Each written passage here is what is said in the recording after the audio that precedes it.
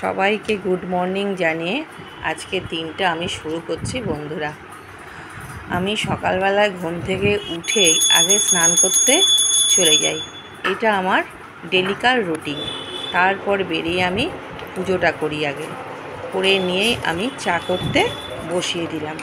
চা অলরেডি হয়ে গেছে, আমি চাটাকে ছেঁকে নিয়ে আমি শুভকে অলরেডি চাটা দিয়ে আমি চলে আসলাম আমার আসল কাজে, ব্যবসার জায়গায়।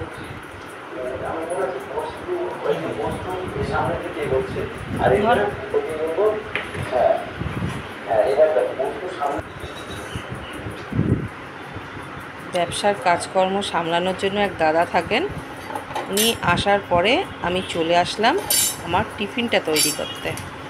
সকলে টিফিনটা তো খাওয়া হবে। আমি আজকে বানাবো সাদা আলুর তরকারি আর তার সাথে পরোটা। কিন্তু দিনটা শুরু হলো একরকম, কিন্তু দিনটা হয়ে গেল আর এক রকম। আমি এখানে সাদা আলুর তরকারি আমার অলরেডি হয়ে গেছে, আর এখানে পরোটা হতে হতেই একটা বড় অ্যাক্সিডেন্ট ঘটে গেল। কিন্তু কি অ্যাক্সিডেন্ট হয়েছে সেটা আমি আপনাদের দেখাবো। আমার ইন্ডাকশানটা বাস্ট করলো, করে চারিদিকে কাঁচ তো ছড়িয়ে ছিটিয়ে গেল।